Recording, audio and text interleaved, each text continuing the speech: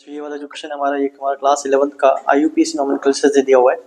इस क्वेश्चन में हमें बताना है कि ये जो कंपाउंड दे रखे हैं इनमें किसके पास में 2 सेकेंडरी हाइड्रोजन है ना।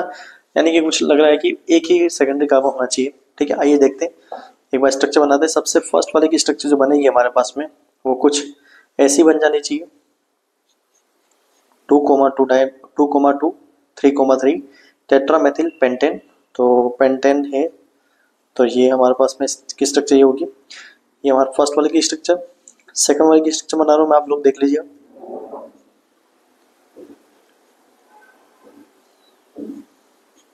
ये होना चाहिए। थर्ड वाले की स्ट्रक्चर होगी हमारे पास में, ठीक है। एंड फोर्थ वाले की जो स्ट्रक्चर होगी हमारे पास में वो ये हो जाएगी। 8 है ना, 1 2 3 4 5 6 7 8, 4 5 6 7 8। और इसमें थर्ड पे हमारे पास में ये है मैथिल, इधर भी है इधर भी है। 2 डिग्री हाइड्रोजन देख लो कहाँ कहाँ पे, इसके पास में एक ही है ना, इससे मार्क कर देता हूँ मैं। इसके पास में हमारे पास में एक ही है, इसके पास में भी हमारे पास में देखा जाए तो एक ही है। स्ट्रक्चर में कुछ गड़बड़ किए देगा, हाँ गड़बड़ किए ना, 1 2 3 4 5 6 7 चाहिए था, ठीक है, हाँ 7 होगा तो ये 2 हो जाएंगे। फिर इसमें 2 हो जाएंगे, इसमें देंगे तो 1 2 3 4। तो देखो इनमें है 8 हाइड्रोजन, इसमें है 4 हाइड्रोजन, इसमें भी है 4 हाइड्रोजन, इसमें है 2 हाइड्रोजन। CH2 है ना, तो सेकंड डिग्री हाइड्रोजन, इसका डिग्री कितना है 2, उसका हाइड्रोजन कितना है 2 ही है। तो ये वाला सही आंसर होगा, तो इसका ऑप्शन नंबर फर्स्ट इसका सही आंसर हो जाएगा। तो बच्चों ये वाला जो क्वेश्चन है हमारा वो हमारा GOC क्लास 11 से आया हुआ है। इसमें हमें कुछ कार्बोनेट दे रखे हैं, उनकी स्टेबिलिटी बतानी है। चलो मैं इनके इफेक्ट बताता हूँ तो आप खुद ही आइडेंटिफाई कर सकते हैं कि किस तरह की स्टेबिलिटी कौन ज़्यादा रखता है। इसमें कोई भी इफेक्ट नहीं स्पेशल वाला इन बाकी तीनों से। इसमें अगर देखेंगे तो इसका माइनस आई लगेगा क्योंकि ये मेटा पोजिशन पे आ रहा है इसका।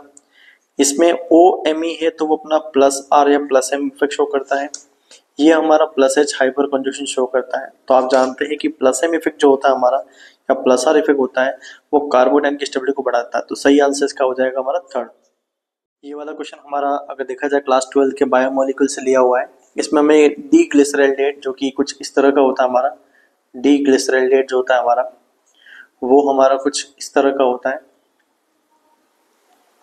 सॉरी डी ग्लिसरॉल्डेट CH2OH, उसके कॉन्फ़िगरेशन को कौन मैच करता है। तो सीधा तरीका है हमारा लास्ट से जो सेकंड कायरल कार्बन है, लास्ट से सेकंड कार्बन अगर उसका OH हमारा राइट हैंड साइड में होता है या इस कॉन्फ़िगरेशन में आपको दिखता है तो वो हमारा क्या होगा, डी फॉर्म होगा।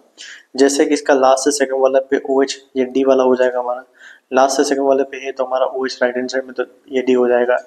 ये हमारा DNA होगा, ये हमारा L होगा। इसमें अगर आप इसको रोटेट करोगे ना, अगर इसको आप रोटेट करके देखते हो तो रोटेट करने में आपको इसकी स्ट्रक्चर ये वाली मिल जाएगी। तो ये तो वैसे ही डी है हमारे पास में, यानी कि टोटल 3 इसके अंदर है। तो आंसर इसका सही होगा कौन सा, हमारा 3 वाला। तो बेटा ये वाला जो क्वेश्चन है हमारा, ये हमारा क्लास 11 की जो प्रैक्टिकल ऑर्गेनिक केमिस्ट्री है वहां से लिया गया है। इसमें हमें ये बोल रहा है कि स्टेटमेंट नंबर 1 बोल रहा है कि nitrogen, sulphur, halogen and phosphorus की प्रेजेंस का अगर हमें पता लगाना है तो उसके लिए लेसाने टेस्ट लगाते हैं जिसमें हम सोडियम मेटल का यूज करते हैं। तो बिल्कुल सही है स्टेटमेंट, क्योंकि ये उसके हमारे जो कोवेलेंट बॉन्ड होता है उसको आयनिक बॉन्ड में कन्वर्ट करता है, सोडियम करता है ना, सोडियम के साथ में गर्म करते हैं तो इनके कुछ आयनिक कंपाउंड बनते हैं, ठीक है। सेकंड स्टेटमेंट बोल रहा है कि ये जो कंपाउंड होगा इसमें कोवेलेंट बॉन्ड आयनिक में कन्वर्ट होते हैं with the help of magnesium. तो देखो ये स्टेटमेंट यहाँ पर रॉन्ग हो गया है।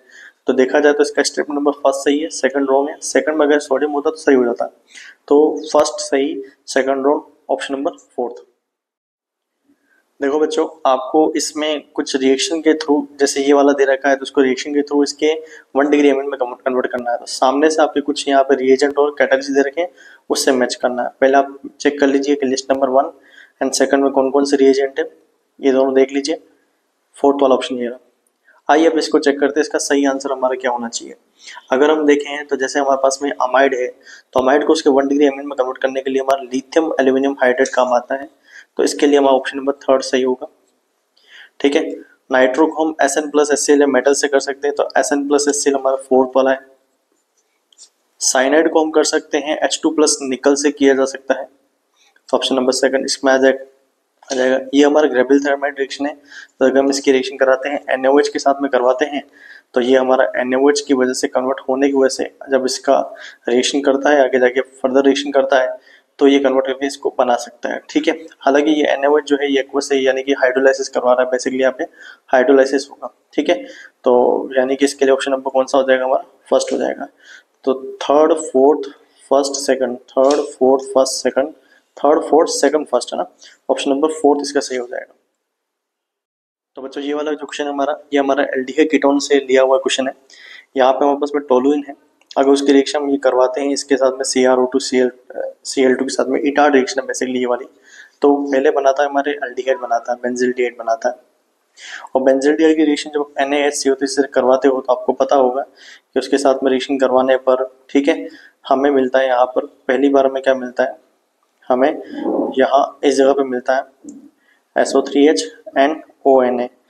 फिल्टर होता है, उसका रेजिड्यू बनता है, रेजिड्यू जो कन्वर्ट होता है हमारा। ठीक है, तो जैसे उसमें थोड़ी देर में ये क्या होता है, यहाँ पे एसिड बेस रिएक्शन होती है, हमारा रिएक्शन होता है तो इसका रेजिड्यू बन जाता है हमारा। और रेजिड्यू में क्या होता है हमारे पास में CHOH आ जाता है यहाँ पे, और यहाँ पे SO3Na आ जाता है। तो हमारा ए वाला कंपाउंड तो ये है। अब अगर ए वाला कंपाउंड को हम डाइल्यूट एस्टर से रिएक्शन करवाएं तो ये फिर से क्या बन जाएगा, इसके रेस्पेक्टिव एल्डिहाइड में बन जाएगा।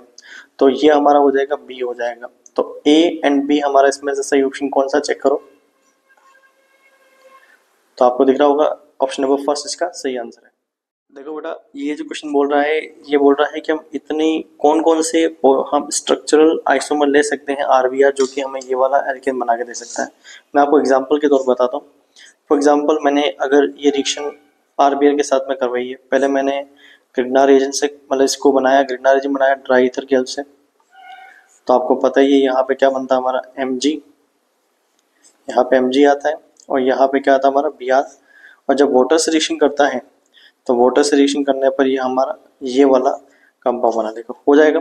ठीक है, उसी तरह से दूसरा पॉसिबल कौन सा है देखना जरा, Br होगा।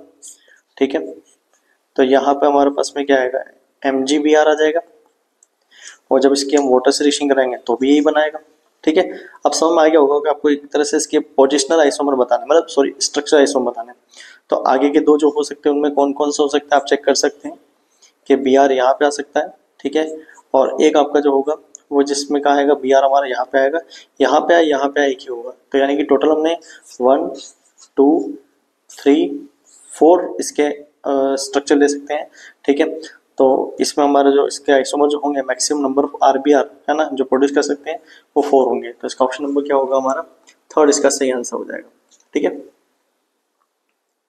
तो बेटा इस क्वेश्चन में हमें जो बोला गया है, ये क्वेश्चन हमारा बेसिकली हेलोअल्केन हेलोरिन से है जो कि क्लास 12th का है हमारा। इसमें बोला है कि सेकेंडरी ब्यूटाइल साइक्लोहेक्सेन कौन सा होता है हमारे पास में, उसकी स्ट्रक्चर जो होगी वो कुछ ऐसा होगा। ये है कि अगर इसकी रिएक्शन ब्रोमीन से करवाते हैं इन प्रेजेंस ऑफ सनलाइट, मतलब बेसिकली फ्री रेडिकल रिएक्शन हमारे ब्रोमिनेशन करवाएंगे हम, तो मेजर प्रोडक्ट कौन सा बनेगा। तो मेजर प्रोडक्ट लगाने का पता कैसे लगाएंगे, पहले डिग्री देख लो। 3 डिग्री सबसे पावरफुल होता है, फिर 2 फिर 1 होता है। तो 3 तो हमारे पास में ये 2 ही है। फिर मैं अल्फा हाइड्रोजन चेक करो, अगर इसमें अल्फा हाइड्रोजन दोगे तो 3 + 2 5 + 1 कितना हो गया हमारे पास में 6 हो गया। तो ऊपर वाले के पास में अल्फा हाइड्रोजन कितना है 6 है। उसी तरह से नीचे वाले के पास में अल्फा हाइड्रोजन कितना है, एक कम है 5 है। तो पॉसिबिलिटीज कहाँ होगी हमारे ऊपर वाले पे, यानी कि Br आके अटैच कहाँ होगा हमारा ऊपर वाले पे, तो Br हमारा यहाँ पे आ जाएगा। तो वो हमारा जो ऑप्शन में छोड़ा वो कौन सा थर्ड वाला। तो ये जो क्वेश्चन है हमारा, ये हमारा बेसिकली क्लास 11 के हाइड्रोकार्बन चैप्टर से क्वेश्चन दिया हुआ है। इसमें बोला है कंपाउंड है जिसका मॉलिक्यूलर फॉर्मूला C6H6 है, बेंजीन नहीं है, ध्यान रखना क्यों नहीं है पता चल जाएगा। Which give only 1 bromo derivative है ना, 1 ब्रोमो डेरिवेटिव दे सकता है हमारा जब भी हम उसका ब्रोमिनेशन करवाते हैं तो। ठीक है, कौन सा वाला, ये ओबीसी सी बात है, इसका जो हमारा सनलाइट वाला उसके बारे में बात कर रहा है। ठीक है, फिर बोल रहा है take up to 4 mole of complete hydrogenation has pi electrons. ठीक है, देखो अगर वो 4 मोल हाइड्रोजनेशन कर रहा है ना, हाइड्रोजन के लिए 4 मोल चाहिए, तो इसका मतलब उसके अंदर पाई बॉन्ड भी कितने हैं, पाई बॉन्ड्स भी कितने हैं उसके पास में 4 है। और 4 बॉन्ड पाई बॉन्ड में इलेक्ट्रॉन कितना होता है 8 इलेक्ट्रॉन होते हैं। इससे ज्यादा आगे जाने की जरूरत नहीं है, स्ट्रक्चर में इतनी जरूरत नहीं है। तो इसका आंसर क्या होगा हमारा 8 हो जाएगा। ठीक है,